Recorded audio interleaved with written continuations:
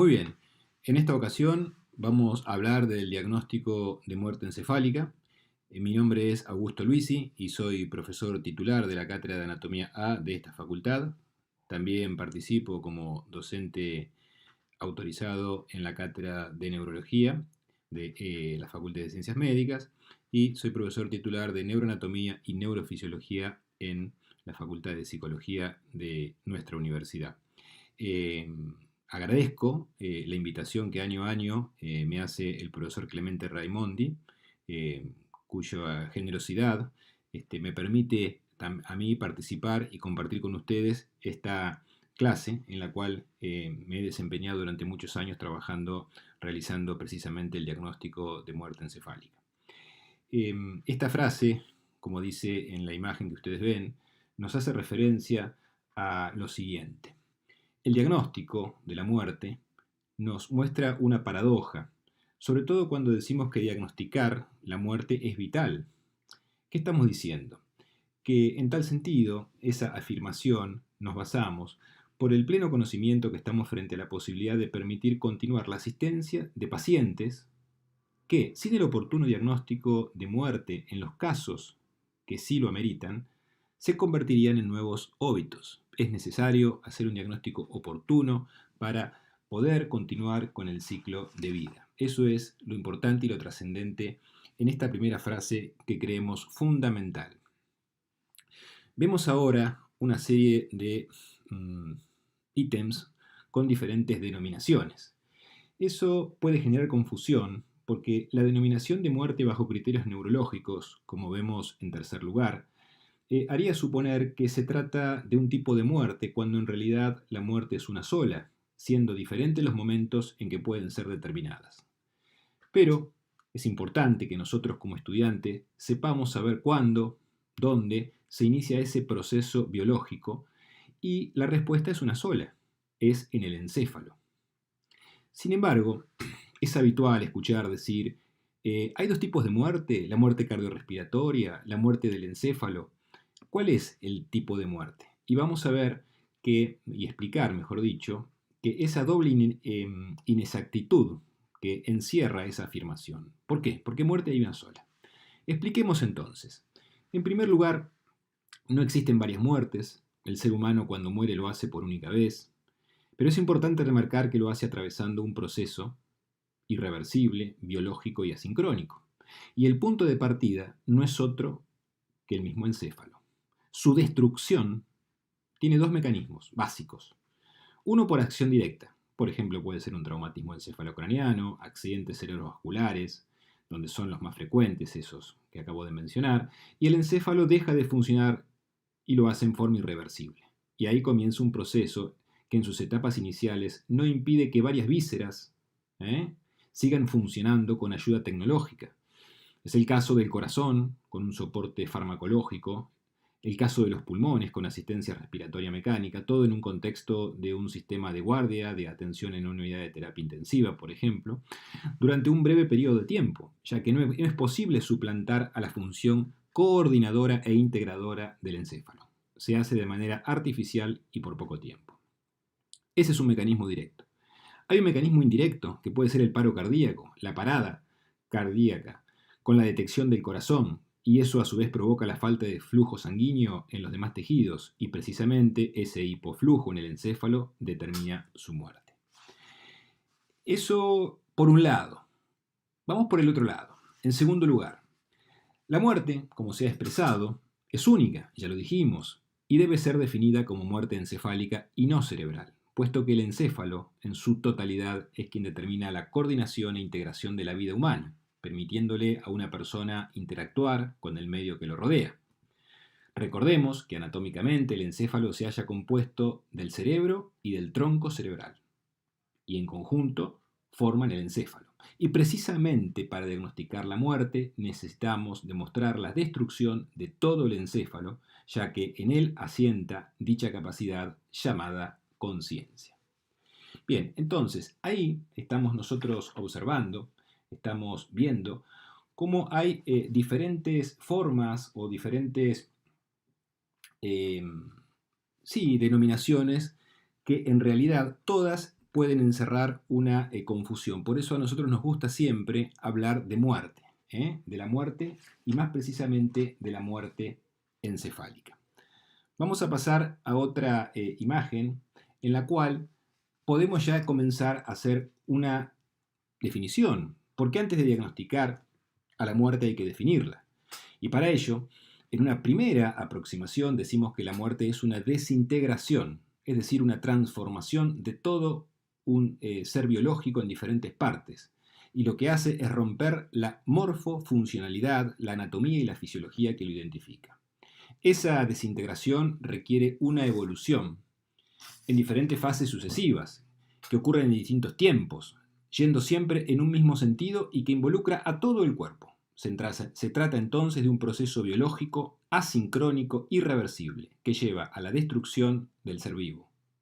Entonces, proceso quiere decir en diferentes fases sucesivas que va evolucionando, irreversible como el punto de no retorno, porque solo funciona en un sentido, biológico en relación al cuerpo humano, asincrónico, porque son fenómenos que ocurren en diferentes tiempos. Entonces, eso es lo que lleva a la destrucción del ser vivo. Y eso es muy importante a la hora de poder nosotros hacer una definición conceptual, básica, por cierto, pero que es muy importante a la hora de entender que de la muerte no se vuelve. Como decimos siempre, el hombre que volvió de la muerte forma parte de obras, de películas y demás. La muerte tiene esas características y por supuesto que es muy diferente. Acá tenemos una imagen de los reptiles, donde también es interesante, no para esta clase por cierto, pero para analizar lo dificultoso que se hace establecer con un metabolismo diferente que tienen los reptiles el diagnóstico de muerte. Por eso alguna vez alguien me explicó que la mejor forma de diagnosticar la muerte de una tortuga, en este caso, es cuando ya uno empieza a sentir el olor a podrido, a la destrucción. ¿Por qué? Porque el metabolismo es distinto y ya lo veremos en relación a los requisitos que nosotros vamos a tener en cuenta para hacer el diagnóstico de muerte encefálica. Como siempre, la historia nos aporta muchas cosas importantes y de interés para nuestro aprendizaje. Hay variados desconocimientos a lo largo de toda la historia de la humanidad que han envuelto al diagnóstico de muerte en zonas grises, siempre se ha estado muy lejos de una definición exacta como la que estamos, o precisa como la que estamos considerando en este momento. La primera descripción semiológica de la muerte no pudo ser elaborada por otro que no fuera el mismísimo Hipócrates, considerado el padre de la medicina, quien en su libro De Morbis describió las modificaciones de la cara de un moribundo, aún vigente en la actualidad, lo habrán estudiado en semiología, la fascia hipocrática. Sin embargo, ya en los primeros tiempos existía un modo de descubrir la llegada de la muerte. Un poco tarde, por cierto. Lo hacía a través de los olores de la putrefacción del cadáver, como hacemos ahora con las tortugas, ¿no? Ayudándose también a la comprobación de su frialdad, su rigidez. Eran tiempos que se creía que al morir las personas continuaban con una vida diferente, motivo por el cual, junto a los difuntos, dejaban alimentos para la otra vida. Luego, en la época antigua, la muerte se la asociaba con la ausencia de respiración, al punto que se hacía referencia a la salida del alma del mismo cuerpo. Como dice el libro del Génesis, Dios sopló en su nariz el soplo de vida y fue el hombre un ánima viviente. No obstante, aún en nuestro medio es habitual oír decir, ¿viste? Dio el último suspiro o el último respiro, cuando queremos referirnos a la muerte de una persona. Siguiendo la historia y un prolongado tiempo de oscuridad, como sabemos en el conocimiento científico de la Edad Media, llegamos al siglo XVI, cuando en el periodo del Renacimiento hubo grandes avances en la ciencia y en la comprensión de la fisiología del cuerpo. Ustedes saben que el descubrimiento de la circulación sanguínea por Harvey marcó un hito que posicionó al corazón como un órgano fundamental en la fisiología humana y vinculaba la muerte con la interrupción de los latidos cardíacos. Se comenzaba en esos tiempos ya a imponer el concepto de muerte bajo criterios cardiorrespiratorios. La semiología de la muerte consistía en comprobar la ausencia de pulso y colocar un espejo cerca de los labios del paciente, y cuando se empañaba se determinaba que aún estaba con vida. No obstante, la certificación de la muerte por el cese de la función cardiorrespiratoria se ponía en duda ya en esos tiempos. Haciendo un poco eco del imaginario social de la época, siempre recordamos a Edgar Allan Poe, cuando estremeció a la humanidad con su cuento Enterramiento prematuro, ya por los años 1800, 40-45, donde describía ingeniosos mecanismos para la apertura de un ataúd ante un mínimo movimiento de un muerto, que en realidad no había llegado a dicho estado, no estaba muerto. Pero ya había dudas. Entonces empezó a establecerse la necesidad de contar con un lapso de tiempo, habitualmente era de 24 horas, periodo en el cual comenzó a velarse al difunto y de ese modo esperar a que aparezcan los signos cadavéricos. Pese al momento de incertidumbre en esa época, quizás la primera definición científica de muerte fue realizada a cargo de Billat, quien sostenía que la muerte era la detención funcional del sistema nervioso, de la circulación, de la respiración y de la temperatura corporal. De alguna manera, acá, siguiendo a estos autores, vemos también cómo fueron apareciendo otros avances, como el invento del estetoscopio de René Laennec, donde pudo evaluarse la función cardíaca y respiratoria de una manera nunca antes lograda, justamente cuando diagnosticar la muerte consistía en demostrar el cese irreversible de las funciones cardiorrespiratorias en la coordinación del encéfalo. Y así pasaron los años, y a fines del siglo pasado, y con el gran desarrollo científico y tecnológico, surgía una especialidad nueva, la terapia intensiva, que tenía a su cargo a pacientes críticos, es decir, con peligros de muerte. Los pacientes que antes morían, a partir de ese momento, empezaban a salvarse, gracias a sofisticados aparatos de asistencia respiratoria mecánica, los famosos respiradores, y al desarrollo de nuevas drogas que permitían mantener vital a los órganos centrales y determinantes de la vida misma, ¿no es cierto?, que según esos tiempos era el corazón y los pulmones. Sin duda, estos movimientos en la ciencia fueron muy revolucionarios en el tratamiento de los enfermos, que estaban luchando por la muerte y hasta permitían, permítame el término, de resucitar pacientes que estaban muertos por minutos. Ese entusiasmo inicial rápidamente fue cediendo porque empezaban a aparecer vicisitudes, hasta ese momento impensadas, y también tener en cuenta que no dejaban de sorprender. Comenzó a observarse pacientes que perdían todas las funciones encefálicas, pese a que sus principales órganos, hasta ese momento, como el corazón y los pulmones, mantenían su vitalidad, gracias a la tecnología empleada. Estaban presenciando un enfermo con un encéfalo muerto en un cuerpo con vida. En Lyon, durante el año 1959, un grupo de neurofisiólogos comenzaron a hablar de la muerte del sistema nervioso definida como un coma apneico, una ausencia de reflejos, tanto profundos como los del tronco encefálico, y un cerebro sin bioelectrogénesis, no había actividad eléctrica. Meses después, Mollaret y Goulon estudiaron pacientes con severas lesiones encefálicas y los caracterizaban con el nombre de coma de Passé, coma pasado, coma sobrepasado. Es decir, que estaban diciendo que sobrepasaba incluso al estado de coma. Eso nos querían decir estos autores. Aún no se lo homologaba al estado de muerte, pero sí ya se percibía en el ambiente que estaban frente a una enorme dificultad: encontrar el límite entre la vida y la muerte. Finalmente, la Academia Francesa de Medicina resolvió dejar de usar el término coma de Passé y lo reemplazó por el mort cerebral. Y así, un día histórico, el día 5 de agosto de 1968, merece destacarse como el momento crucial para el diagnóstico de muerte. Hay un punto de inflexión. La Asamblea Médica Mundial, desarrollada en Sydney, proponía un cambio en el concepto de muerte donde la misma no tenía que ver con la preservación o no de células aisladas, sino con la desaparición de las características propias del ser humano mismo. Al mismo tiempo, la Asociación Médica Americana publicaba los informes de la Universidad de Harvard en el que establecía un nuevo criterio de muerte con la definición de coma irreversible. Empezaron a imponerse los criterios de Harvard, donde la muerte comenzó a diagnosticarse, y acá viene el nombre, bajo criterios neurológicos. Al mismo tiempo, en diferentes países del mundo, comités de expertos comenzaron a reunirse para enunciar sus propios criterios. Surgía de este modo el concepto de que la muerte encefálica es sinónimo de la muerte del individuo. Y entonces, en este momento de la historia, llegamos a un punto cúlmine. Y entonces nosotros hablamos ahora de muerte. ¿Y qué es la muerte? Otra vez, es un cese irreversible. Le agregamos de las funciones de las estructuras neurológicas intracraneales, tanto hemisféricas como troncales. Una definición simple, anatómica, neurológica, pero básicamente médica, porque tenemos que pensar, como dijimos al principio, que la muerte es única. Vamos a hacer una revisión rápida de los criterios de Harvard. ¿Qué es lo que vemos acá? Hay una serie de ítems que los autores, el criterio del comité de expertos establecía la falta de receptividad, la falta de respuesta, sin movimiento, sin respiración, sin reflejos, electroencefalograma isoeléctrico, lo que hoy hablábamos, falta de actividad eléctrica del cerebro, ausencia de hipotermia, deben ser repetidos cada 24 horas. Estos son los criterios que se establecen en Harvard. Vamos a los criterios de Minnesota y vemos que hay mucha similitud, hallazgos invariables, al menos de 12 horas, electroencefalograma dejó de ser obligatorio para estos expertos, pero siempre, si ustedes se fijan, tenemos los mismos puntos en los cuales se trabaja desde la clínica, desde la observación y desde la revisación del paciente, que en este momento es cuando nos hacemos la pregunta, ¿estamos frente a un paciente o estamos ya frente a un cadáver? Quizás la palabra cadáver nos genera tal vez hasta escalofrío, pero la palabra es esa, es justa. ¿Está muerto o está vivo? Y hacia eso vamos.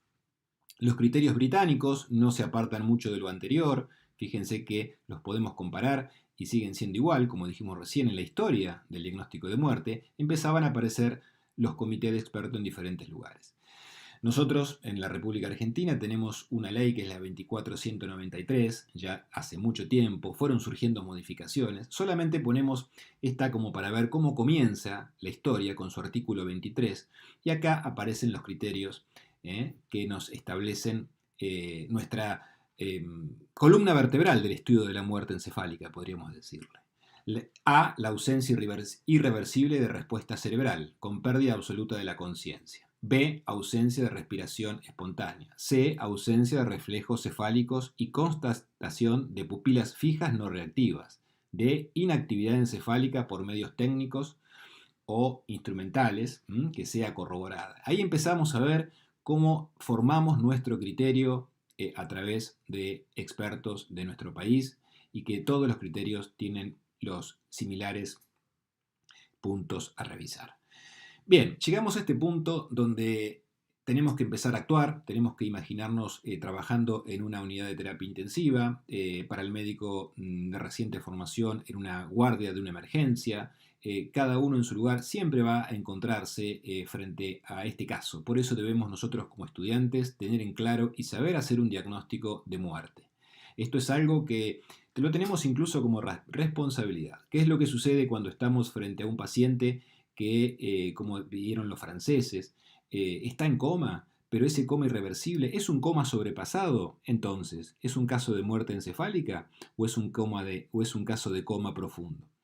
La palabra coma profundo ya dejó de usarse, pero nos sintetiza muy bien para poder entender el concepto del que estamos hablando. Es decir, ¿es un paciente gravemente enfermo? ¿Es un paciente con una gravedad encefálica reversible o irreversible? ¿Está vivo o está muerto? Ese es el objetivo de esta clase y este es el objetivo de poder definirlo. Porque si está muerto, va a ser un paciente que probablemente tenga algunas estructuras anatómicas, como dijimos, corazón, pulmón, etcétera, en la cual pueden continuar con vida en otro paciente. Ese es el objetivo al cual estamos nosotros ahora estudiando. No estamos haciendo un diagnóstico neurológico ni queremos hacer una semiología precisa de causa de lesión. Queremos hacer el diagnóstico y la conclusión final de esta clase sería: ¿está vivo o está muerto?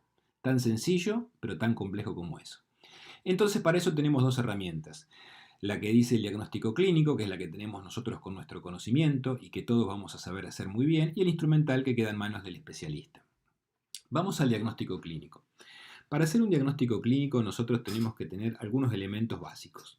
Por ejemplo, ahí pusimos las premisas del ABCDE, porque cada una nos ayuda a recordar. Estamos en un momento donde hay generalmente presión, tensiones, hay angustia en familiares, los mismos colegas a veces no saben si hay un diagnóstico de muerte encefálica y siempre esto lo rodea con algún halo, diríamos, de preocupación en el ambiente. Tenemos que estar tranquilos, nosotros somos médicos, estamos formados y tenemos que seguir un protocolo que nos va a llevar a esa respuesta que tanto esperamos. ¿Está vivo o está muerto? Ahí vemos que en el punto A dice ambiciones, las ambiciones que yo tengo para este diagnóstico. La B de búsqueda, ¿qué tengo que buscar? La C de condiciones, ¿qué condiciones yo tengo que estar pidiendo al caso en particular? documentación, qué documentación voy a necesitar para hacer el diagnóstico y cómo voy a hacer la exploración. Ese serían lo que vamos a hacer a lo largo del tiempo que queda en esta clase. Vamos a ir en orden y vamos a empezar por las ambiciones. ¿Cuál es la ambición que tenemos? Podríamos encontrar un sinónimo. ¿Cuál es el objetivo que tenemos en este caso? El objetivo es hacer un estudio clínico, completo, metódico, sistemático y con alguna ilustración, algún método complementario. No podemos apartarnos de esto. No podemos dejar de ser metódicos, ni sistemáticos, ni tampoco hacerlo a medias. Esto hay que hacerlo de manera completa, metódica, sistemática e ilustrada. Vamos a ver ahora qué vamos a buscar. Vamos a buscar en el paciente, que vamos a revisar, vamos a buscar si tiene realmente o no un coma arreactivo, si tiene o no ausencia de reflejos troncoencefálicos y si tiene o no una apnea. Eso es el objetivo que vamos a perseguir en nuestra búsqueda. Eso es lo que nosotros vamos a buscar. ¿Qué condiciones nosotros vamos a pedirle, dicho de alguna manera, a ese estado, a ese paciente, a esa situación? Vamos a tener que determinar si la causa, cuál ha sido la causa. Las causas conocidas más frecuentes en estos casos en los cuales nosotros trabajamos son los traumatismos encefalocranianos con destrucción de la masa encefálica, los accidentes cerebrovasculares masivos y los casos de anoxia, a veces por inmersión, por sumersión, por encefalopatías anóxicas, por paradas cardiorrespiratorias con mucho tiempo de reanimación. Prerequisitos. Este punto es crucial en el comienzo y en las condiciones que debemos tener nosotros. ¿Por qué? Piensen ustedes que si el paciente no tiene una adecuada estabilidad cardiocirculatoria, podemos incurrir en algún error. No es lo mismo revisar un paciente con presión arterial normal que un paciente hipotenso. Un paciente hipotenso puede tener fallas en la evaluación neurológica y entonces las faltas de reflejos pueden estar dadas por la hipotensión arterial. Sigamos viendo otros puntos. La hipotermia. Cuando un paciente está hipotérmico, muy probablemente tenga respuestas en los reflejos alteradas y eso se debe a la baja temperatura. Por eso que incluso la hipotermia, en algunos casos de la terapia intensiva neurológica, se usa como tratamiento. Entonces, ojo, debemos corroborar que la temperatura sea la adecuada, que la estabilidad cardiocirculatoria esté controlada. No tiene que haber alteraciones metabólicas, no tiene que haber tóxicos en sangre, no tiene que haber fármacos depresores del sistema nervioso central. Porque si nosotros revisamos un paciente con fármacos depresores, como puede ser, por ejemplo, un paciente accidentado que tuvo que requerir una neurocirugía de urgencia y todavía están circulando los fármacos depresores, en este caso anestésicos, cuando vamos a revisarlo vamos a encontrar que no tiene reflejos. Y si no tiene reflejos, en este caso va a ser por los fármacos. No quiere decir que el paciente tenga un diagnóstico de muerte. O sea que fíjense la importancia que tiene cuando uno tiene que certificar un diagnóstico de muerte. No puedo hacer esa prueba clínica frente a estos prerequisitos si no están dentro de las condiciones que están normadas. Por eso es importante subrayar claramente y no apresurarnos a tomar consideraciones sin establecer que los prerequisitos deben estar siempre dentro del rango de la normalidad. Vamos a la documentación. ¿Qué documentación nosotros necesitamos? Necesitamos ver el diagnóstico, en este caso una imagen como la tomografía, la presencia de informes que nos ratifiquen que el laboratorio, la analítica de sangre está bien, que no hay tóxicos. Todo esto tiene que estar constando en la historia clínica y herramienta para poder seguir actuando. Yo tengo esa documentación que me lo acredita. Tengo las condiciones que ya habíamos hablado. Bueno, ahí sí recién voy a llegar al último punto, que es el punto E, que es la exploración, o sea, la semiología. Acá en la semiología tenemos que hacer una semiología muy dirigida a conocer los aspectos del cerebro, por eso hablamos de una semiología neurológica cerebral, una semiología neurológica del tronco del encéfalo y la realización del test de apnea. Eso serían de manera sencilla y práctica cómo tengo que ordenarme y cómo tengo que ser, como dijimos hoy, metódicos y sistemáticos para hacer la evaluación. Vamos a ir viendo ahora cada una de estas pruebas. Son pruebas que ustedes ya conocen de neurología, de semiología, pero vamos a hacer especial énfasis en algunos aspectos importantes para que ustedes recuerden qué cosas tenemos que tener en cuenta. Es importante recordar otra vez que estamos haciendo diagnóstico de vida o de muerte. Con eso somos reiterativos porque a veces uno se confunde y piensa que tiene que hacer un diagnóstico de lesión. Estamos haciendo un diagnóstico de vida o de muerte. La exploración neurológica cerebral se hace clínicamente aplicando un estímulo doloroso en cualquier territorio de los nervios craneales. Y en ese caso no debe haber ningún tipo de respuesta motora. ¿Esto qué significa? Que uno tiene que estimular siempre el territorio del nervio craneal. Por ejemplo, puede ser la estimulación supraorbitaria, la del facial en el ángulo, en el agujero estilomastoideo, detrás del pabellón auricular, como ustedes ya saben, y delante de la apófisis mastoides. O sea, buscar los puntos en los cuales yo debo despertar dolor, alguna mueca de dolor. La mueca es una contracción del músculo facial, eso está determinando la movilidad del facial, y obviamente, como ustedes saben también, si yo estimulo una parte sensitiva, estoy estimulando el trigémino y el sistema nervioso responde a través del facial, o sea que estoy analizando el circuito trigémino facial que se integra en el tronco cerebral. Si hay una mueca de dolor, si hay una mínima respuesta motora que se examina, que puede ser de las que ustedes puedan observar, estamos estableciendo una integración de ese circuito y estamos hablando de un paciente. Es decir, acá nos demuestra que hay vida y por lo tanto, de manera categórica, sin ningún tipo de dudas, podríamos decir que aquí se termina la exploración. Y yo, frente a esa respuesta motriz de un paciente que lo estimulo y hace un movimiento, una mueca, una contracción muscular, me está hablando de una integridad, tal vez mínima, pero eso es vida, eso no es muerte. Eso no significa y no puede hacerme pensar que está el diagnóstico de muerte encefálica. Entonces, frente a esa situación, se termina y se dictamina que el paciente está vivo, sigue internado en la unidad de terapia intensiva, en la emergencia o donde esté, y ahí se termina la función del diagnóstico. Claro, ¿qué pasa si eso no sucede? Si no hay ningún tipo de respuesta motora. Bueno, si no hay ningún tipo de respuesta motora, pasamos al otro paso, que es la exploración del tronco encefálica. Pero antes vamos a hacer una aclaración muy importante. En la exploración neurológica cerebral hay una cuestión que tiene mucha trascendencia clínica y diríamos también hasta podríamos llamarla social. ¿En qué sentido? Fíjense acá cómo nos explica que en la muerte con el corazón batiente, es decir, la muerte con un corazón sano, existe una desconexión de la médula con las estructuras neurológicas intracraneales, por lo que pueden observarse funciones reflejas o automáticas y no invalidan el diagnóstico de muerte. Esto quiere decir que si yo hago un estímulo sobre, por ejemplo, en algunos estímulos dolorosos clásicos en semiología, como en el pulpejo de los dedos o haciendo una presión sobre el pezón, y el paciente responde con algún movimiento del miembro, estamos hablando de una integridad del arco medular.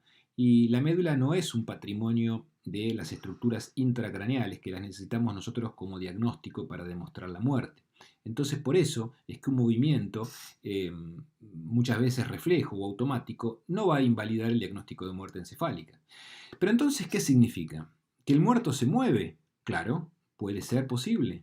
Que puede ser que haya un movimiento automático y eso no es diagnóstico de vida, es un diagnóstico de una respuesta refleja o automática. Y eso es muy importante que lo tengamos en cuenta porque si no puede generar confusión y puede ser contraproducente. Esta imagen que pusimos acá es más que nada para graficar un poco esa desconexión. Fíjense lo que estamos viendo. Un jarrón, estamos viendo flores en su lugar, en su jarrón, quiero decir. Seguramente ese jarrón tiene agua y seguramente esa persona las puso ahí para que se mantengan con vida. Eso es muy parecido a lo que pasa con el sistema nervioso central. Ustedes ven ahí unas flores, que pueden ser muy lindas, pero en realidad, si nos ponemos a analizar, no es otra cosa que cadáveres de flores, flores muertas, flores que están desconectadas. Y ese florero, y tal vez parece un respirador mecánico, y el agua que tiene ahí, y quizás sea la dopamina. Todas estas metáforas son para poner de manifiesto cómo nosotros, al mismo modo, que a veces que una flor, estamos en presencia de un paciente desconectado. Bueno, no voy a entrar en precisiones de la botánica, que no es mi tema, no sé si hay excepciones, pero estamos viendo de manera gráfica el concepto que queremos transmitir. No se olviden ustedes que acá hay una desconexión y ahí hay una desconexión. Vamos a un terreno más biológico. Vamos a ver esta imagen. Fíjense cómo de repente observamos un gallo parado en una pata, en el cual nadie duda que ese gallo está parado y vivo. Vemos en la figura inferior apetitoso plato donde hay un pollo cocido y donde creo que todos vamos a coincidir que ese pollo está muerto, ¿no? Y está lindo ya para comerlo. Pero ¿qué pasa a la derecha de la pantalla? Vemos un gallo parado también, pero con la cabeza en el suelo. Y sin embargo ese gallo hasta puede seguir corriendo. ¿Ese gallo está vivo o está muerto? Bien, claramente está muerto. ¿Y por qué corre? Porque tiene reflejos automáticos, porque tiene reflejos involuntarios. Pasa con muchos animales y ahí es claro donde vemos lo que vimos hoy en el ejemplo que dimos desde la clínica de un paciente. Entonces, que no tenga la cabeza ya nos está diciendo que está muerto. Que camine significa que está teniendo reflejos de automatismo medular.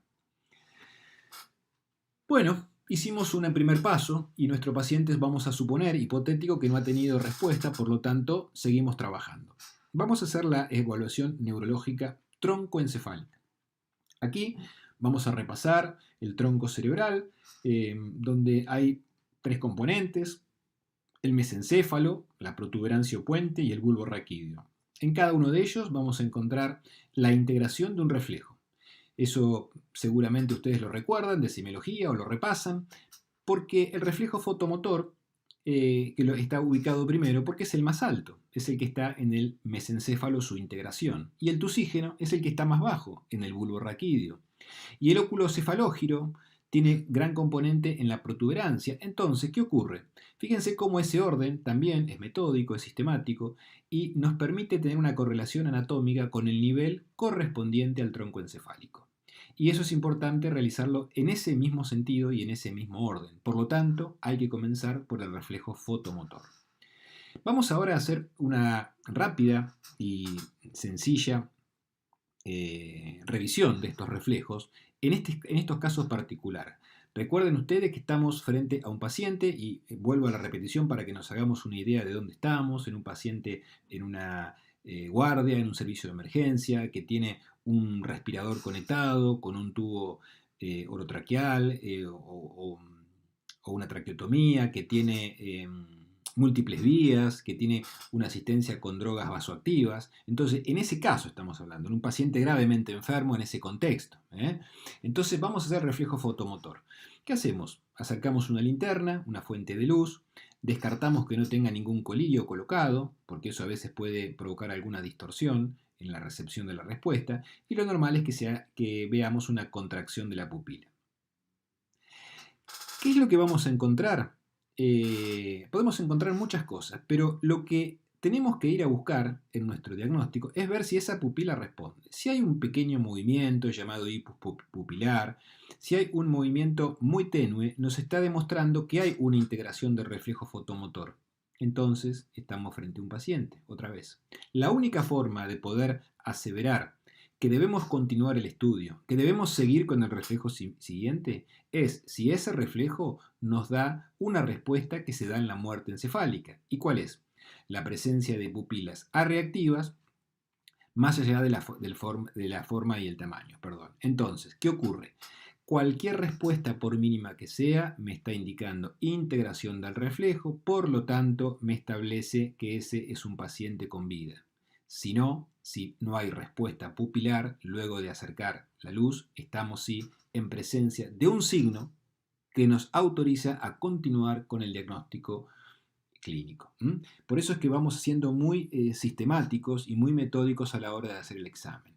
Con tranquilidad levantamos los párpados del paciente y vamos a acercar esa luz hasta que podamos observar cómo la pupila tiene muchas veces una mínima contracción, o a veces una contracción muy intensa. Se pueden encontrar ustedes que en este caso pueden acercar la luz y directamente la pupila se pone miótica. Entonces, bueno, ahí está claramente demostrado que es un paciente con vida. Nadie puede decir que es un muerto si tiene una contracción pupilar, porque estamos viendo que eso se integra en el mesencéfalo. Y si el mesencéfalo está sano, entonces hay vida. Vamos a hacer otra respuesta, también muy similar, con un pequeño trozo de algodón, se acerca a la córnea, teniendo presente que no tiene que haber edema corneal, no tiene que haber colirios como dijimos anteriormente. Muchas veces en los casos de pacientes traumatizados, como son estos, existen lesiones oculares, e incluso a veces hay la pérdida, la enucleación de un globo ocular, y entonces no podemos hacer el diagnóstico en este caso. ¿Qué se hace en esa situación? Se recurre a un método complementario realizado por un especialista. Por eso es que siempre, como pasa en medicina, hay muchas variables. Estamos haciendo un examen clínico partiendo de la base de un paciente que lo podemos revisar en forma completa, pero vamos a ver que hay excepciones que debemos conocer. Cuando se acerca la torunda de algodón, la respuesta lógica o normal, mejor dicho, es una contracción palpebral, un lagrimeo, eso indica una respuesta. ¿Qué pasa si no hay ninguna respuesta observable? Estamos ante la falta de respuesta y por lo tanto también seguimos en el camino de este diagnóstico y seguimos y pasamos al reflejo siguiente. Porque hasta ahora, fíjense, si hubo un coma reactivo, no hubo respuesta al dolor, no hubo respuesta de la pupila, no hubo respuesta de la córnea, entonces nos está diciendo que hay que continuar con el siguiente. Y el siguiente es el óculo cefalógiro. Hay que girar la cabeza, hay que colocarse detrás de la cabecera del paciente. Hay que tener cuidado, obviamente, porque muchas veces en los traumatismos tenemos traumas que hay que inmovilizar la columna cervical, entonces este reflejo no se puede hacer. Cuando no se puede realizar recurrimos a métodos complementarios, pero vamos a suponer que se puede realizar. ¿Y qué es lo que observamos? Vamos a encontrar una desviación conjugada de la mirada, puede ser opuesta al movimiento, puede hacer un movimiento de nistagmus, puede haber una muy grande variación a veces en este tipo de respuesta. Pero lo habitual es la desviación ocular conjugada opuesta al movimiento. ¿Qué es lo que pasa en los casos que no hay respuesta? Queda el ojo fijo, queda el globo ocular, decimos siempre, como si estuviese cementado a la órbita. Es cuestión de verlo, el que lo ve una vez no se lo olvida más, como pasa siempre en la semiología, tan importante en medicina. La mirada queda centrada, fija, por eso se le llama ojos de muñeca. Siempre hacemos la aclaración importante, ¿no? Porque, bueno, la tecnología incluso ha modificado muchas cosas y antes los ojos de muñeca, es una definición muy antigua, eran fijos. Y hoy nos encontramos que hay muñecos que se le mueven los ojos. O sea que ojos de muñeca a la antigua, fijos, globos oculares, por eso digo, cementados a las órbitas. Eso es lo que pasa cuando estamos en presencia de un posible caso de muerte encefálica. El reflejo óculo-vestibular, siguiendo en el orden, ya estamos en el límite más bajo de la protuberancia. Hay un método, se coloca la cabeza a 30 grados, se prepara, ¿no es cierto?, una jeringa con agua fría, 60 centímetros cúbicos. Se levantan los párpados para poder observar muy bien el globo ocular, a ver si hay algún movimiento, y se le instila el agua helada para que golpee contra la membrana timpánica. Por eso hay que tener en cuenta que esa membrana esté presente. Antes de realizarlo hay que hacer una otoscopía, porque si no tiene tímpano, el agua va directamente, como ustedes saben, al oído medio. Entonces, o no tiene que haber un tapón de ser importante que me impide la llegada del agua a la membrana timpánica. Son cosas importantes a considerar. ¿Cuál es la respuesta normal? Acá sí hay nistagmus. El nistagmus se hace presente de muchas formas. Es un tema muy interesante, como habrán visto en neurología y también en otorrinolaringología. No es un tema que vamos a abordar nosotros. Lo que sí vamos a abordar es que la presencia del nistagmus en cualquiera de sus variantes es una muestra de paciente con vida. En el muerto no hay movimiento ocular. Se instila el agua helada, se coloca en la posición adecuada, por cierto, y no se observa ningún movimiento. Ese es otro elemento más para incrementar nuestra sospecha que estamos frente a un paciente sin vida. Puede pasar acá, pese a que todo lo anterior dio respuesta normal y que acá no haya haya un movimiento ocular. A ver, vuelvo a explicarlo. Puede ser que los anteriores me den signos de muerte y aparezca un nistagmus. Sí, puede ser. Eso ocurre a veces. Encontramos un caso donde un paciente no responde al dolor, no tiene respuesta pupilar, no tiene respuesta corneana, no tiene respuesta oculocefalógira. Le instilamos agua fría y tiene nistagmus. ¿Qué pasó? Está vivo. Claramente con un daño neurológico muy severo, claramente en una gravedad extrema, pero está vivo, no es un muerto. No hacemos diagnóstico de muerte encefálica. Pasamos al siguiente reflejo. Puede ser que hasta ahora todo me dé negativo en el sentido de que no hay signos de vida. Podemos en el reflejo nauseoso colocar un bajalengua en el paladar blando y ver la respuesta. Hay movimientos deglutorios que se pueden ver observando al paciente, incluso con la contracción del diafragma uno observa obviamente el paciente descubierto en el abdomen, cómo hay una respuesta. Puede ser que tenga una respuesta al reflejo nauseoso y todo lo anterior esté abolido. También puede ser. Hemos encontrado casos como este y entonces quiere decir que ahí en ese punto, al haber una contracción, está con vida. Si no hay ninguna respuesta, seguimos con el último reflejo clínico y vamos al reflejo tusígeno. Se coloca una sonda en el tubo endotraqueal y si el paciente responde con un movimiento tusígeno, de ahí el nombre, está hablando de una presencia del reflejo que se integra en el bulbo. Y cuando no hay ninguna respuesta, estamos sí en presencia de lo que ocurre en los casos de muerte encefálica. Fíjense cómo rápidamente uno con elementos básicos que ya conoce, de semiología, también de anatomía, de neurología, podemos establecer un diagnóstico clínico en esta segunda parte de la exploración llamada troncoencefálica. Vamos ahora sí a la última parte del diagnóstico clínico, que es el test de apnea. Lo que tenemos que demostrar es la ausencia de respiración espontánea, como decían todos los criterios, ¿no es cierto? Criterios de diagnóstico de muerte. ¿Y qué es lo que ocurre acá? Primero, obviamente como un requisito previo, como ven a la izquierda de la pantalla, debe haber una estabilidad hemodinámica. Debe administrársele oxígeno al 100% durante 15 minutos. La PCO2 debe ser mayor o igual a 40 milímetros de mercurio y con esos requisitos previos estamos en condiciones sí de hacer el test. ¿En qué consiste? Vamos a la derecha de la pantalla y vemos que extraemos sangre para medir la PCO2. Hacemos una desconexión del respirador. Por supuesto el paciente sigue intubado pero desconectado. Se le administra oxígeno durante ese tiempo. Se observa, por eso la palabra inspección, si hay algún movimiento y se esperan más o menos un tiempo. Cuando digo más o menos, en realidad es un tiempo exacto, se tienen que cumplir los 10 minutos.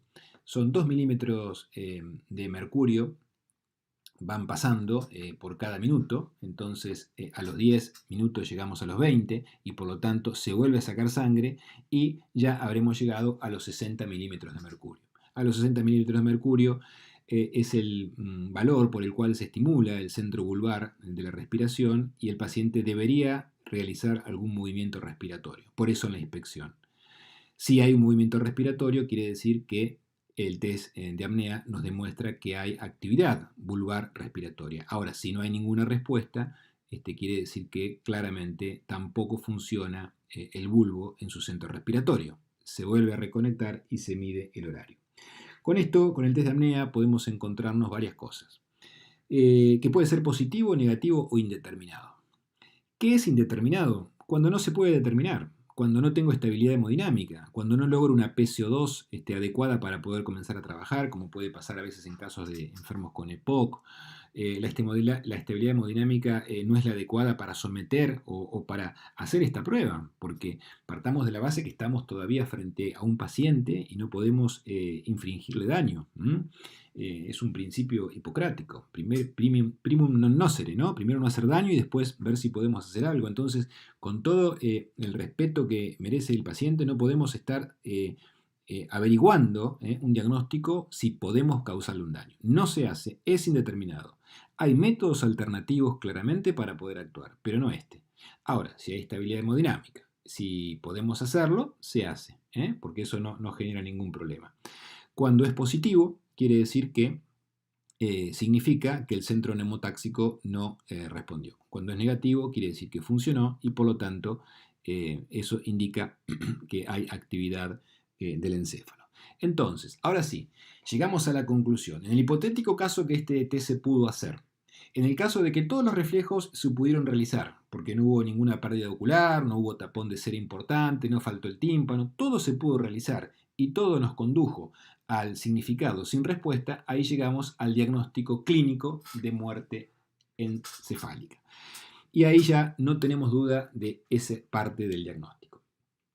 Ahora bien, existe un consenso generalizado que el diagnóstico de muerte se sustenta en la pérdida irreversible de una función que distingue lo esencial del ser humano, que integra el funcionamiento del cuerpo como un todo y que no puede reemplazarse mediante el desarrollo tecnológico actual. Es irreemplazable.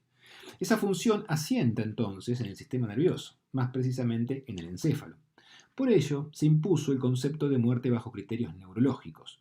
Pese a la inexactitud del término, pero como fuera expresado anteriormente, es el que se utiliza. Y por eso decimos algunas conclusiones que es importante ya a este punto establecerse. Primero, como dijimos al principio, la concepción del cese irreversible de todo el encéfalo, como hemos visto recién, se ha impuesto. ¿Por qué? Porque una vez diagnosticada esa situación, el paro cardiorrespiratorio o el paro cardíaco va a ocurrir irremediablemente. Eso va a poner de manifiesto un punto de no retorno. Si yo hice ese diagnóstico y se diagnosticó, inexorablemente el paro va a llegar. No hay forma de evitarlo, porque no está el control encefálico. Otra de las conclusiones, que se integra de este modo el funcionamiento del organismo como un todo. Y existen, por supuesto, las bases neurobiológicas que pueden establecerse. Entonces, por eso, de esa manera, llegamos a la conclusión de que la muerte se establece bajo ese formato o bajo esas condiciones, mejor dicho, ¿no es cierto? Bueno, entonces, en este diagnóstico instrumental, me estaba apurando, hay estudios neurofisiológicos como los electroencefalogramas, los potenciales evocados, y hay estudios por imágenes como el Doppler transcraniano, la gammagrafía y la arteriografía. Son estudios, por supuesto, en manos de especialistas que deben realizarse. Unos miden la actividad eléctrica, el otro mide los electroencefalogramas, el otro mide el arribo de la respuesta a la corteza cerebral con sus modalidades, el Doppler mide, como ustedes saben, la velocidad del flujo de las arterias intracraneanas, y el resto de los estudios, como la gammagrafía, mide el metabolismo de las neuronas, y la arteriografía, el flujo sanguíneo. Es un estudio muy importante que nos puede demostrar y visualizar cómo, cuando existe la muerte encefálica, no hay flujo dentro del encéfalo, porque sabemos que tiene una autorregulación propia. Por eso se lo llama el cráneo vacío arterialmente, porque no llega a irrigarse el sistema nervioso central en ese momento. Entonces, como otra consideración a realizar, fíjense que hubo diferentes métodos, pero no hay una única prueba diagnóstica, única, ¿no?, que pueda medir todo. Cada uno tiene lo suyo y se utiliza de acuerdo a las necesidades de cada caso en particular. Ya llegando al final, vamos a establecer algunas conclusiones. La muerte resulta, y miren, fíjense ustedes que está subrayado, fácilmente, la muerte resulta fácilmente evaluable, y a eso queremos llegar. Mientras estemos con un protocolo metódico sistemático y completo, mientras esté estandarizado los pasos a seguir, no hay ningún inconveniente en diagnosticar la muerte encefálica. Por supuesto que pueden haber dudas, y en ese caso se recurre al especialista. Cuando cualquiera de ustedes esté frente a un caso de duda, lo que debe hacer es hacer el examen que saben realizar, como hemos explicado. Por supuesto que puede haber dudas, e inmediatamente, frente a la sospecha, ¿no?, supongamos que hacen una revisación y ustedes consideran que el paciente en realidad está en muerte encefálica, o sea que ya no es un paciente vivo, se llama o se comunican a los centros especializados, llámense Cucaiba en provincia de Buenos Aires, Incucay a nivel nacional, y entonces sí, el equipo de especialistas concurren a certificar el diagnóstico. No hay ningún inconveniente en que un médico realice un diagnóstico o una sospecha y que el especialista determine que no es un diagnóstico de muerte. Precisamente acá lo importante es siempre alertar. Es preferible llamar a veces de más y no de menos, porque es importante poder diagnosticar en el momento oportuno cuando el paciente deja de serlo, para transformarse en un muerto. Fíjense en lo que dijimos anteriormente, muerto con un corazón vivo, muerto con un pulmón vivo, y ahí volvemos a entrar en el ciclo vital, tan importante precisamente en esta materia, ¿no? Que se llama o que tiene como objetivo el trasplante. La otra conclusión importante es que hacer este ejercicio semiológico disminuye los cuidados intensivos innecesarios, se ahorra también, ¿por qué no?, problemas emocionales en la familia. Obviamente que ellos tienen el derecho de decidir en conjunto, el derecho del paciente, facilita la obtención de donantes de órganos, que es un poco lo que estamos hablando en el contexto de esta materia, y evita, por supuesto, la posibilidad de certificar la muerte cuando aún no está, porque tenemos todos los recaudos necesarios para establecerla cuando realmente se cumplen todos los criterios realizados en forma metódica, sistemática y completa. Eso es lo importante. ¿Qué otra cosa más podemos agregar? Si bien es cierto, como muchos países lo establecen, la no utilización de métodos complementarios, en algunos casos se usan, pero claramente, como pasa en la medicina, sigue siendo soberana la clínica. Es muy importante desarrollar un buen examen clínico completo en base a lo que hemos hablado y teniendo en cuenta los requisitos que tenemos que considerar. Legalmente, también en nuestro país hace falta un método instrumental. También es importante señalar la necesidad de que existan 2 médicos que deben participar en el diagnóstico y uno de ellos debe ser un especialista, para la ley debe ser un neurólogo o un neurocirujano.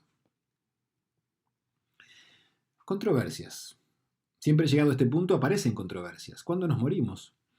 ¿Es todo el encéfalo el que tiene que estar muerto? ¿Es solamente el tronco cerebral? ¿O es solamente la neocorteza? Bien, a este momento creo que es fácil, todos vamos a responder como corresponde, es todo el encéfalo. Todo el encéfalo requiere establecer el cese irreversible de las funciones tanto de los hemisferios cerebrales como del tronco cerebral. Es una controversia más simple. Si la muerte es todo el encéfalo, ¿el muerto puede tener lesiones vitales? Primera pregunta. Y fíjense la otra que suena un poco rara. ¿Se puede cometer un homicidio un muerto?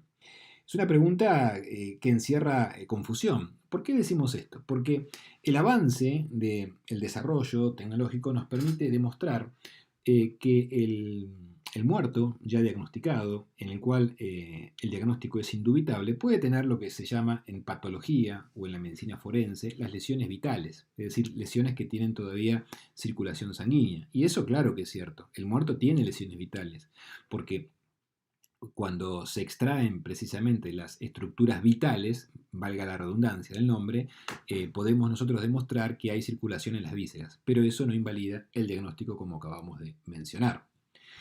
Otra controversia que a veces se plantea es con el estado vegetativo persistente, una afección que genera mucha confusión a veces en la parte social, que esto hace que cueste instaurar la importancia del concepto de muerte, ¿no? Siempre hablamos que la muerte, como dijimos anteriormente, tiene que haber un cese total de las funciones del encéfalo. Y acá hay muchas cuestiones que tienen que ver con lo legal, que tienen que ver con lo bioético.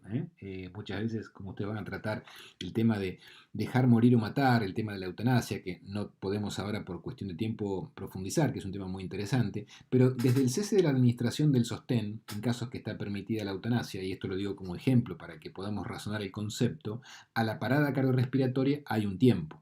Y en ese tiempo también ocurren muchos hechos vitales de importancia para lo que va a ser el diagnóstico. Bien, nos encontramos ahora en esta imagen, que siempre la ponemos porque marca mucho la confusión que existe actualmente en cuanto a los conceptos. El estado vegetativo no es sinónimo de muerte, el estado de coma ya no se habla más de coma 1, 2, 3, 4, es un término muy antiguo, famoso coma 2, coma 4. Los estados de enclaustramiento son diagnósticos muy, muy severos, muchos de ellos, y a veces muy graves. Pero esto es lo que debemos aclarar. ¿Por qué?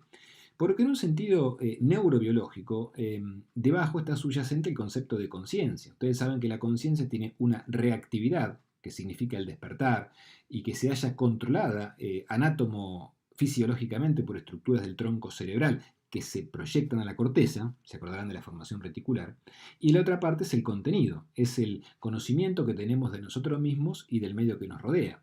Y ahí ese contenido está en las áreas corticales. Entonces, la conciencia tiene una reactividad en el tronco encefálico y un contenido en la corteza. Esa es la forma, ¿no es cierto?, de estudiar la conciencia. Ahora, la destrucción de la conciencia, ya sea, o mejor dicho, del contenido y la reactividad de los dos componentes, es necesaria, es imprescindible para diagnosticar el concepto de muerte. Esta consideración es muy importante para no confundir a la muerte con otros estados, como vemos ahí, de estados severos de deterioro encefálico, que siguen existiendo y que son muy limitantes. Pero ¿qué pasa? En definitiva, sigue habiendo vida y entonces no estamos hablando de muerte. Y ese es el caso más representativo del estado vegetativo, donde la persona queda limitada a una vida restringida, a una reactividad sin contenido. Y por eso es imprescindible comprender esos conceptos bien, pero bien distintos, bien, pero bien diferentes. Entonces fíjense acá lo que ustedes seguramente ya conocen, ¿qué es un estado vegetativo? No hay evidencia de conciencia, no hay comportamiento, no hay lenguaje. Sí, duerme, sí hay vigilia de sueño, sí hay función autonómica. Es decir, estamos hablando de una persona viva. Estamos hablando de un sujeto que tiene signos de vida. Es una vida obviamente muy limitada. En cambio, la muerte tiene signos precisos. Confundirla con estos estados vegetativos es más territorio de la leyenda, la literatura, o incluso a veces las equivocaciones que se cometen muchas veces cuando uno lee los periódicos o escucha las noticias, que a la realidad científica. No debemos confundir esto, son cosas totalmente diferentes. Esto es un prejuicio reiteradamente observado en la práctica médica asistencial, cuando, por ejemplo, las personas, obviamente, en su desconocimiento afirman, yo conozco un caso, por ejemplo, dice que estaba en coma y luego se recuperó. Y sí, eso afortunadamente es así. Si estaba en coma, se pudo recuperar. Eh, y otros dicen, por ejemplo, el caso de Karen Gillan, en el que ha evolucionado favorablemente luego de muchos años. Claro, sí. Son casos de severo deterioro neurológico que han estado en estados como este, vegetativo, pero no son casos de muerte. No es que estaban muertos y revivieron. El diagnóstico es preciso. La muerte es un diagnóstico que no tiene retorno. El otro prejuicio que a veces vemos también evidenciado es el que se deriva de la imposibilidad de comprender las diversas actividades viscerales que se ponen de manifiesto luego de establecer la muerte. Eso también ocurre. Por ejemplo, a ver, uno escucha, ¿cómo me van a decir que fulano está muerto si le late el corazón? ¿Cómo me van a decir se murió si está caliente y respira? Eh, Pasa, esto ocurre. Pero qué loco, me dijeron que está muerto y se movía. Bueno, ya vimos todo esto. Claro que se mueve, claro que está caliente, respira con un respirador, el corazón late porque tiene algo que lo hace latir. Efectivamente, el cadáver le late el corazón, el cadáver se puede mover, el cadáver está caliente. ¿Por qué el cadáver es ya así a partir del diagnóstico de muerte encefálica? El cual, como dijimos, es un proceso en el que se van deteriorando gradualmente y en diferentes tiempos, perdiendo todas sus funciones. Se pierde la capacidad espontánea de respirar, ya no necesitan sí o sí medios artificiales para poder seguir haciéndolo, para mantener con vitalidad. Fíjense, hay que mantener con vitalidad los pulmones dentro de ese cadáver. Utilizar métodos artificiales para conservar vivo lo más que se pueda ese corazón, que seguirá latiendo vivo en un cuerpo de quien en vida fue una persona. Esta forma de mantener la vitalidad de los órganos dentro de los cadáveres no es indefinida. Este es un punto a considerar, ya que pese a las medidas artificiales que se puedan adoptar, las funciones van a declinar progresivamente, luego de haber diagnosticado la muerte y hasta un cese completo. Y ahí sí aparece la parada cardíaca. En este caso, por eso es obvio afirmar que la parada cardíaca constituye un elemento más del proceso de muerte, pero que ya se inició con la comprobación de la falta de funcionamiento del encéfalo. Por eso, cuando ocurre el paro cardíaco, no significa que haya muerto la persona. Ya estaba muerto, pero con el corazón funcionando. Ni tampoco podemos decir que haya muerto el cadáver, ya que por definición el cadáver no tiene vida, pero sí puede tener un corazón vital y que puede conservarse en otra persona. que sin él seguramente también moriría. Entonces, fíjense la importancia que tiene para nosotros, para ustedes, el concepto y el conocimiento del diagnóstico de muerte. Por eso, acá, haciendo un resumen, hay estados de conciencia diferentes, ya definimos lo que es la conciencia, ya dijimos lo que es la muerte, y entonces, por eso, podríamos decir que a esta altura todos podemos hacer un diagnóstico de muerte encefálica. Como conclusión, y para ir cerrando ya el tema, ¿qué podemos decir? Que la muerte es un proceso irreversible, es un proceso biológico y asincrónico, que la muerte es única, que la muerte se inicia en el encéfalo, en forma directa por su afección grave, o en forma indirecta por falta de irrigación sanguínea, conceptos que ya repasamos. Que la muerte involucra al cerebro y al tronco encefálico. Que el diagnóstico hizo que se lo llame diagnóstico de muerte bajo criterios neurológicos. Pero fíjense, la muerte es una sola. No puede nunca confundirse con otros estados vitales, en los cuales hay un severo deterioro del encéfalo, como por ejemplo el estado vegetativo, pero ese está con vida. Y que la muerte de una persona no es incompatible con la vitalidad de varias vísceras. Y eso es importante para nosotros, repito, en este contexto. Es muy importante. La muerte de una persona no es incompatible con la vitalidad de tantas vísceras que pueden ser utilizadas. ¿O no? Y entonces, por eso, todo médico debe saber diagnosticar la muerte encefálica. O sea, con esto, ya en el cierre, espero que todos podamos diagnosticar la muerte, que todos podamos saber qué hacer, pero siempre a no dudar en los pasos a seguir, y en el caso de duda, igualmente tenemos la responsabilidad de comunicarnos con los centros de referencia que ya hemos mencionado. Ese es un poco el concepto que quería dejarles. De tanto hablar de muerte, vamos a hablar un poco de vida y de algo diferente. Y acá se genera un paralelismo. Esta imagen la ponemos siempre para hacernos pensar un poquito de la importancia y la relación del corazón y el cerebro. Obviamente, ustedes pensarán que en el caso particular, como neurólogo, yo defiendo al cerebro en contra del corazón, de ninguna manera. Todas nuestras estructuras son necesarias, pero en el caso de la muerte sí hay que marcar la importancia que tiene, ¿no? Y en el caso de la vida, también. Miren acá esta frase tan antigua, ¿no? De Aristóteles, un sabio que dijo una vez: el corazón cálido y activo gobierna los procesos mentales. El cerebro frío e inerte enfría la sangre. Uno lo lee ahora y podríamos llegar a decir que fue la única falla de este sabio, de este genio de la historia de la humanidad, con tantas cosas que nos ha enseñado. Pero bueno, hoy sabemos que no es así, y sabemos que el corazón tiene una importante función, pero que el cerebro es el que gobierna al resto del organismo.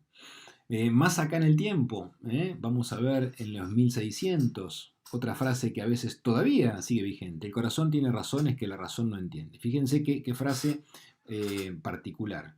Uno la analiza y dice: el corazón tiene razones, y el corazón tiene razones, pero bueno, a mí me han enseñado que las aurículas y los ventrículos no tienen un razonamiento, y que la razón no entiende. ¿Cómo sería esto? Es muy lindo y es muy metafórico. Esto nos hace pensar y nos hace reflexionar en la importancia de diferenciar los conceptos de un punto de vista neurobiológico. Aunque parezca mentira y no sea muy, podríamos decir, muy romántico, pero que es así, nuestras emociones también son cerebrales. Vieron que a veces uno habla de frases como no seas tan cerebral, y bueno, en definitiva también lo pulsional, dirían los psicólogos, las emociones, nuestro sentido más íntimo también está relacionado, ustedes lo saben, con nuestro sistema límbico, nuestra encefalomedial, y por eso también nuestras emociones están en el cerebro. Del mismo modo que dijimos recién la muerte, podemos decir, con esta última imagen que nos grafica muy claramente cómo también lo romántico, ahí, cómo el enamoramiento está relacionado con el flechazo. Ahí vemos cómo Cupido en la imagen de abajo le hace a un cerebro enamorado y no a un corazón, ¿no? Porque si no directamente le haría una parada cardiorrespiratoria. Bueno, más allá de esto que no deja de ser una figura metafórica, es para ilustrar que siempre nosotros llevamos nuestras emociones en el cerebro, que siempre cuando nos morimos, la muerte es el cese irreversible de las funciones cerebrales. Y también cuando estamos contentos y cuando estamos felices y llevamos a alguien, fíjense ahora también otra paradoja, cuando decimos te quiero tanto, te llevo en el corazón. A partir de ahora deberíamos decir todos te quiero tanto, te llevo en lo profundo de mi cerebro límbico. Son formas de entender esta relación tan particular e importante que tiene el cerebro en las diferentes funciones de la vida. Pero más allá de eso, como dijimos anteriormente, en esta clase lo que se quiere subrayar y el objetivo que uno ha perseguido, y espero haber cumplido con las expectativas, es llegar a ustedes para que sepan cómo diagnosticar a la muerte encefálica y quitarnos de todo tipo de depresiones, porque somos todos médicos, seguramente pronto lo vamos a hacer y nos vamos a encontrar en esta situación. Entonces debemos nosotros en nuestra vida, y vuelvo a esta imagen gráfica, poder volar, como ahí vemos a los diferentes pájaros, volar libremente, disfrutar de nuestra carrera, que es una hermosa profesión, nos va a encontrar muchas veces en estas situaciones que obviamente las podemos sentir como tristes, pero tenemos que hacerle frente. Y tenemos que tener nuestra capacidad y en un momento, no digo dejar de lado las emociones, porque eso es imposible y eso es lo que nos caracteriza a los médicos, ¿no es cierto? La empatía, el compromiso con el prójimo, pero también nuestro tecné, nuestra técnica. Y acá debemos ser claros y precisos y hacer un diagnóstico completo, metódico, sistemático e ilustrado. Bien, le quiero agradecer ya al terminar otra vez al profesor Clemente Raimondi, ya hace varios años que me invita, no sé, creo que considera que es útil mi aporte, lo cual a mí me honra y me llena de orgullo participar en esta linda cátedra. Espero haberlos ayudado o acompañado en este tránsito, en esta partecita que tiene la materia, ¿no es cierto? Y que tengan claro cómo se hace el diagnóstico de muerte. Me dijo el profesor que próximamente vamos a tener una reunión para aclarar dudas, lo cual me pone muy contento y celebro la pregunta que me haga cada uno de ustedes porque acá lo importante es, como dije antes, acompañarlos en el saber, en el aprendizaje y en algo que me honra mucho en mi función, que es la formación de ustedes como médicos. Los saludo a todos y espero que tengan muchos éxitos en la materia, en la carrera y en la vida. Hasta muy pronto.